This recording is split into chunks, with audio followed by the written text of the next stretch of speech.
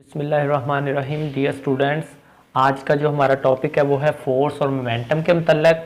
हमने already force को भी डिस्कस किया हुआ है और मोमेंटम को भी डिस्कस किया हुआ है। फोर्स के मतलब हमने ये पढ़ा था कि कोई ऐसी कुव्वत जो किसी बॉडी में हरकत पैदा कर दे या पैदा करने की कोशिश करे, और हरकत करते हुए जिस्म को रोक दे या रोकने की कोशिश करे। और मोमेंटम हमने ये कहा था कि पी मोमेंटम को ज़ाहिर करता है। अगर किसी बॉडी का मास है m और हम उसको वेलोसिटी v से ज़रब दे दें तो जो नई प्रॉपर्टी हमारे पास आती है हम उसको मोमेंटम कहते हैं। ठीक है, हमने न्यूटन सेकंड लॉ भी पढ़ा। न्यूटन सेकंड लॉ हमने क्या पढ़ा था? न्यूटन सेकंड लॉ हमने पढ़ा, अगर किसी जिस्म पर फोर्स लगाई जाए तो वो फोर्स किस समझ में एक्सेलरेशन पैदा होगा।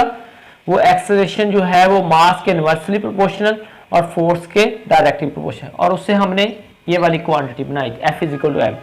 अब हमारे पास जो टॉपिक है वो है फोर्स और मोमेंटम, यानी कि अगर हम किसी जिस्म पर फोर्स लगाएं और उसका मोमेंटम हो तो क्या चेंजेस आएंगी उसमें अकॉर्डिंग टू दीज कंडीशंस। तो सपोज करें मैंने कंसिडर की है, consider a body having a mass m। कोई हमारे पास बॉडी है जिसका मास m है एंड मूविंग, और वो मूव भी कर रही है विद इनिशियल वेलोसिटी vi। वो किसी वेलोसिटी vi से हरकत कर रही है। If a force is applied, मैं इसको ऐसे एग्जांपल दूंगा कि आपका एक दोस्त है वो साइकिल चला रहा था, आपने वो अपनी टांगों की फोर्स लगा रहा था और साइकिल चल रहा था, आप पीछे से जाके उसको फोर्स लगा देते हैं, तो इसका मतलब आपके फोर्स लगाने से साइकिल थोड़ा तेज हो जाएगा, उसकी वजह से उसमें एक्सेलरेशन पैदा होगा क्योंकि उसकी वेलोसिटी में तब्दीली हुई होगी। तो यहां पर भी हम यही कंसिडर कर रहे हैं कि बॉडी ऑलरेडी उसका मास भी है और उसका वेलोसिटी भी है vi, तो हमने उस पर फोर्स लगा दी। अब फोर्स जब लगाई गई तो एक्सेलरेशन पैदा होगा, एक्सेलरेशन इज प्रोड्यूस्ड। ठीक है, and its velocity becomes vf। अब इस सारी बात करने के मकसद ये है कि जब हमने बॉडी पर फोर्स लगाई, उस फोर्स के बाद उसकी वेलोसिटी में तब्दीली आई, इसका मतलब फोर्स लगाने से पहले भी वो वेलोसिटी थी बॉडी की और मास था और वो किसी मोमेंटम से हरकत कर रही थी। जो फोर्स लगाने से पहले बॉडी की मास और वेलोसिटी थी, अगर हम इसको मल्टीप्लाई करें तो ये इनिशियल मोमेंटम बनता है। मैं इसको इनिशियल मोमेंटम कहता हूं। Pi is the initial momentum, जिसको मैं m vi से ज़ाहिर करता हूं। ठीक है, जब मैंने फोर्स लगाई, इस फोर्स को लगाने के बाद जो उसकी वेलोसिटी में तब्दीली आई, उस वक्त उसका मोमेंटम चेंज हुआ। वो मोमेंटम चेंज जो हुआ मैं उसको pf कह रहा हूं, और ये था m vf। यानी कि पहले हम सिंपली वेलोसिटी कहते थे, अब मैंने वेलोसिटी vf और vi ज़रब दे दी। तो इसका मतलब है पहले मोमेंटम ये था फोर्स लगाने से और बाद में मोमेंटम ये था। अब हम क्या करेंगे कि चेंज इन मोमेंटम, हम क्या निकालेंगे? Change in momentum. Change in momentum कैसे होगा? Final minus initial, final momentum minus initial momentum.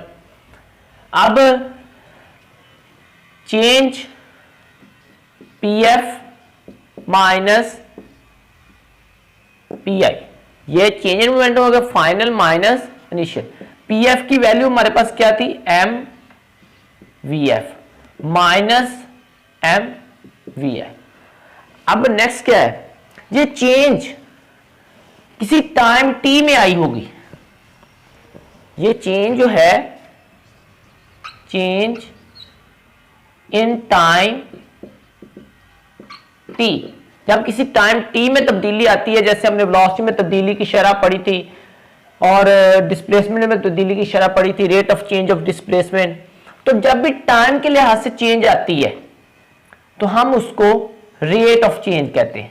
तो हमने भी यहां पर रेट ऑफ चेंज देखना है।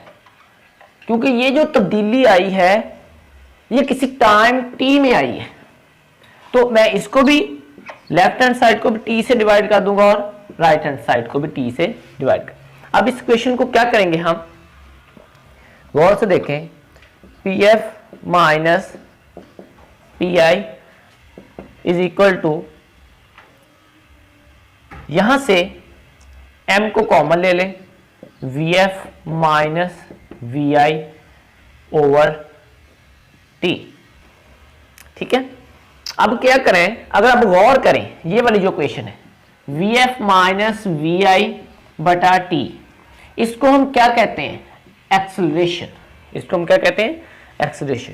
तो इसका मतलब मैं इस सारी की जगह पर एक्सेलरेशन को रख सकता हूं, pf minus pi is equal to m a।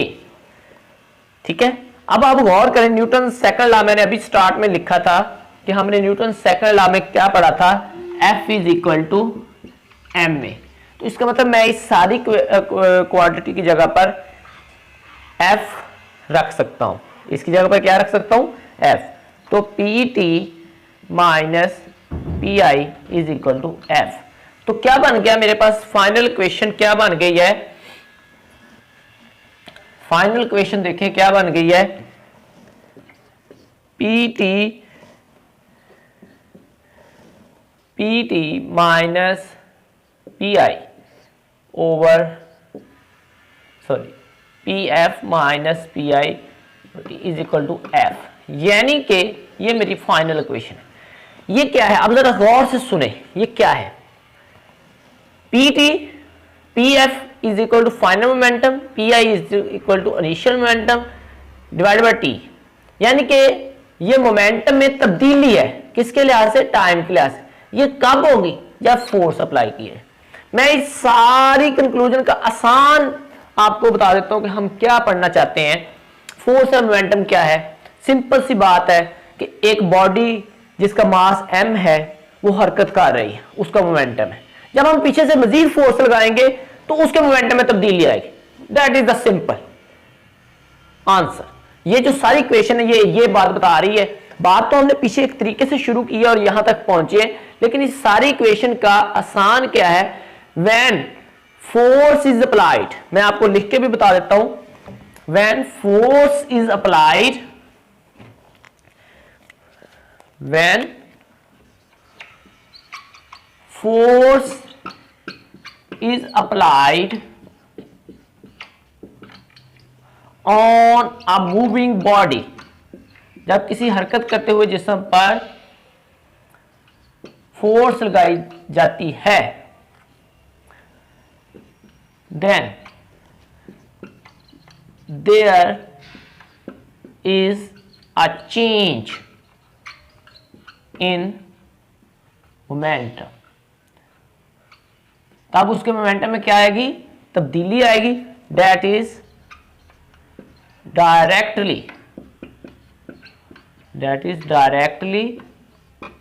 Proportional, that is directly proportional to the applied force.